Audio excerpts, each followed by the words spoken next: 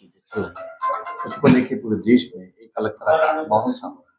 क्योंकि आप संभल से हैं और वहाँ आप एक अच्छा आश्रम है, आपका अच्छा संदेश जाता है। तो आप क्या संदेश देना चाहते हैं? देखिए, एक तो कोई भी धर्म ये नहीं सिखाता है कि झूठ बोला जाए, और झूठ की बुनियाद पे कोई भी अकीदे की, आस्था की इमारत खड़ी नहीं होती है। इतिहास बुरा हो या भला, मीठा हो या कड़वा, अच्छा हो या गंदा, वो बदला नहीं जा सकता। एक कड़वी सच्चाई है कि हिंदुस्तान 1000 साल तक गुलाम रहा, जिसमें तकरीबन 200 साल अंग्रेजों ने हुकूमत की और 700-800 साल मुगलों ने, हूरों ने, अफगानों ने हुकूमत की। सभी तरह के लोग आए। बाबर के पीरियड में, तैमूर लंग के पीरियड में मंदिरों को तोड़ा गया। इस सच्चाई से हमें आंखें नहीं चुरानी चाहिए, लेकिन हमें अतीत में जो हुआ है, जो गलत काम हुए हैं, उन गुनाहों की गठरी को सिर पे नहीं ढोना चाहिए। तो मैं ऐसा मानता हूं कि मंदिरों को तोड़ने का काम किसी उलेमा ने नहीं किया, किसी मौलवी ने नहीं किया, और हिंदुस्तान में पैदा होने वाले किसी मुसलमान ने भी मंदिर तोड़े हो, मुझे वो भी याद नहीं। तो मंदिरों को तोड़ने का काम किसने किया? बाबर ने, चंगेज खान ने, तैमूर लंग ने, इन लोगों ने मंदिरों को तोड़ा। ये तो बादशाह थे। अब सवाल इस बात का है कि कुछ लोग जो अपने आप को हिंदुस्तान के साथ साथ मुगलों से जोड़ लेते हैं, और इसमें जो यहाँ की सियासत है, ये बड़ा खराब रोल अदा कर रही है। मैं बहुत साफ तौर से ये बात कहता हूं और आज भी कह रहा हूं कि हिंदुस्तान में पैदा होने वाला हर इंसान हिंदुस्तानी है, और वो हिंदुस्तान की मिट्टी से पैदा हुआ है। वो हिंदुस्तान की मिट्टी में ही मिल जाएगा। तो किसी भी सूरत में मुझे यहाँ कोई ऐसा मुस्लिम स्कॉलर, मुस्लिम उलेमा या कोई मुफ्ती या कोई मुसलमान बहन भाई ऐसा नहीं मिला जो ये कहता हो कि हम बाबर को अपना आइडियल मानते हैं, जो ये कहता हो कि हम तैमूर लंग को अपना आइडियल मानते हैं। लेकिन ये जो सो कॉल्ड सेकुलर पार्टियां हैं, जिन्हें जो स्यूडो सेकुलरिज्म जो इस देश में चल रहा है, ये ठीक नहीं है। प्राइम मिनिस्टर पंडित जवाहरलाल नेहरू से लेके नरेंद्र मोदी जी तक जो भी प्रधानमंत्री इस देश में रहे हैं, उन्होंने अपने अपने तरीके से इस देश की खिदमत करने की कोशिश की है। किसी ने ज्यादा काम किया, किसी ने कम काम किया, किसी के कामों की ज्यादा सराहना हुई है, किसी की ज्यादा आलोचना हुई है।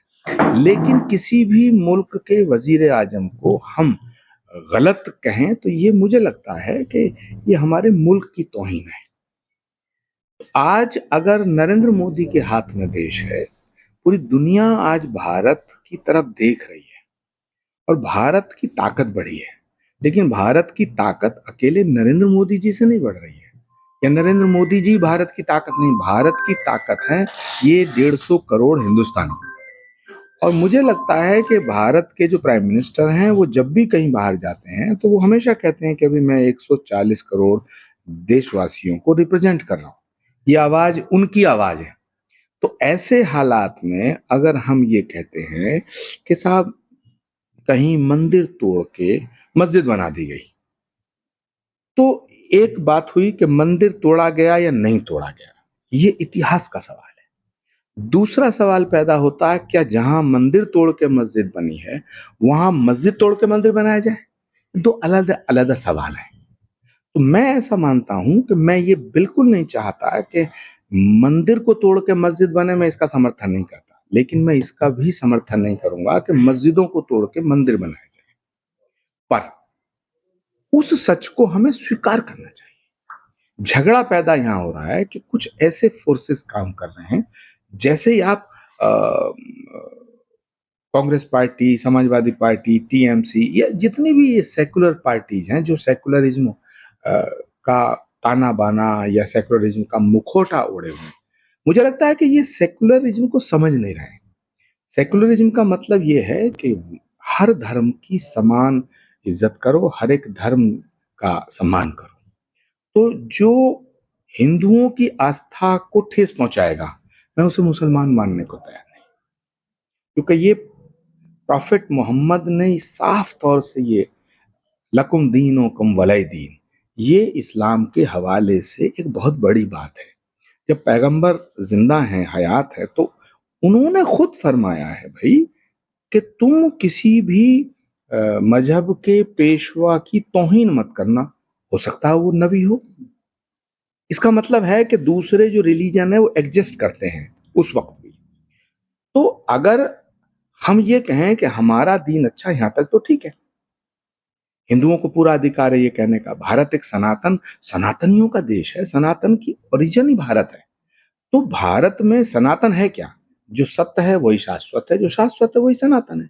अब कोई पूजा हाथ जोड़ के कर ले, कोई इबादत नमाज अदा करे, कोई संस्कृत में पढ़े, कोई अरबी में पढ़े, उससे फर्क क्या होता है? सूरज को सूरज कह दो, सूर्य कह दो, भास्कर कह दो, दिनकर कह दो, सन कह दो, आफताब कह दो, क्या फर्क पड़ गया? ऐसे ईश्वर कह दो, परमात्मा कह दो, परम तत्व कह दो, भगवान कह दो, खुदा कह दो, रब कह दो, अल्लाह कह दो, क्या फर्क पड़ गया? मगर प्रॉब्लम ये है कि लोगों ने लिबासों को और जबानों को दीन समझ लिया। This is the basic problem. बीच में बयान आया चौधरी अनुज चौधरी रसियों समरसियों का बयान आया कि उसको लेके क्या है आपका? देखिए, इस देश में लोकतंत्र है और ऐसे ऐसे बयान आपको रोज सुनने को मिलते हैं जिनसे हम इत्तेफाक नहीं रखते, जिनका हम समर्थन नहीं करते, लेकिन क्या करें? हर आदमी फ्रीडम ऑफ स्पीच की बात करता है, हर आदमी करता है। कुछ ऐसे बयान हैं जो एक पक्ष को अच्छे लगते हैं, दूसरे पक्ष को अच्छे नहीं लगते। तो मुझे लगता है उन बयानों से बचना चाहिए, क्योंकि हमें रहना तो यही है। मैं फिर कह रहा हूं इस बात को कि जो हिंदुस्तान में पैदा हुआ है वो हिंदुस्तानी है। इस मिट्टी पे उन सब का हक है, चाहे कोई नमाज अदा कर रहा है, चाहे कोई प्रार्थना कर रहा है, चाहे कोई कहीं कुछ और कर रहा है, मुझे इसमें कोई फर्क नहीं। अच्छा, और एक बात और कह दूं, क्या अल्लाह सिर्फ मुसलमानों का है? एक बड़ा सवाल आपके यहाँ इस सरजमी से मैं उठा रहा हूं। मुझे दुनिया के तमाम स्कॉलर बताएं, क्या अल्लाह सिर्फ मुसलमानों का है? दूसरे लोग बताएं, क्या भगवान सिर्फ हिंदुओं का है? अगर भगवान सिर्फ हिंदुओं का होता तो ये मुसलमान कैसे जिंदा होते? और अल्लाह तबारक ताला अगर मुसलमानों का होता तो हम कैसे जिंदा होते? ये बेवकूफी की बातें हैं। इनको करने से ना तो अल्लाह खुश होता है ना भगवान खुश होता है। आप संदेश क्या देना चाहते हैं? थोड़ा सा मैं संदेश देना चाहता हूं, मैं इस दुनिया में सबसे खूबसूरत अगर कोई देश है वो भारत है, हिंदुस्तान है।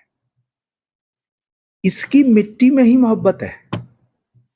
जो अपने आप को हिंदुस्तानी कहता है और इंसानियत के खिलाफ बात करता है, मुझे लगता है वो या तो इंसानियत को नहीं समझता या हिंदुस्तान को नहीं समझता। और मैं आज पूरी दुनिया को ये संदेश देना चाहता हूं यहां से कि वो शख्स होली के मौके पर, और रमजान का मुबारक महीना चल रहा है, कि वो शख्स जो किसी से मोहब्बत नहीं करता, वो शख्स जो किसी से मोहब्बत नहीं करता, धोखा है इबादत का, इबादत नहीं करता। That's it.